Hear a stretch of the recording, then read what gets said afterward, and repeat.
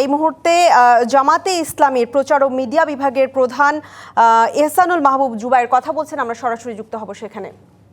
নির্বাচন কাজে বাধা দিচ্ছেন, এজেন্টদেরকে ঢুকতে বাধা দিচ্ছেন এবং বিভিন্ন ধরনের সমস্যাগুলো তৈরি করছেন। আমরা সেখানে প্রশাসনকে যোগাযোগ করার জন্য বলেছি। আমাদের পক্ষ থেকেও কেন্দ্রীয় নির্বাচন পরিচালনা কমিটির পক্ষ থেকে আমরা কথা বলেছি গিয়ে। এছাড়া নোয়াখালীর হাতিয়াতে সেখানে আমাদের 11 দলীয় জোটের একজন প্রার্থী আছেন, আপনারা জানেন এনসিপির। সেখানেও মারাত্মক ধরনের কিছু সমস্যা তৈরি করা হচ্ছে।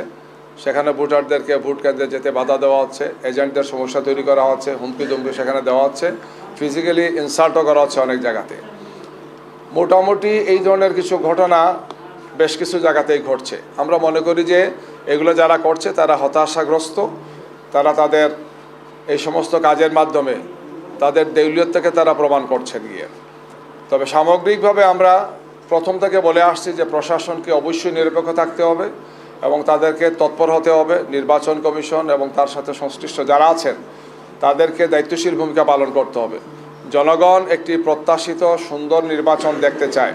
কোনো অবস্থায় দায়িত্বশীল ব্যক্তিরা বা তার প্রতিষ্ঠানে যারা দায়িত্বে আছেন কোনো অবস্থায় যাতে তারা কোনো দিকে হেলে না পড়ে,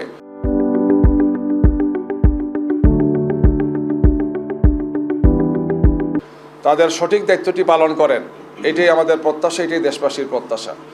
এর কোনো ব্যত্যয় হলে অবশ্যই জনগণের কাছে তাদেরকে জবাবদিহি করতে হবে।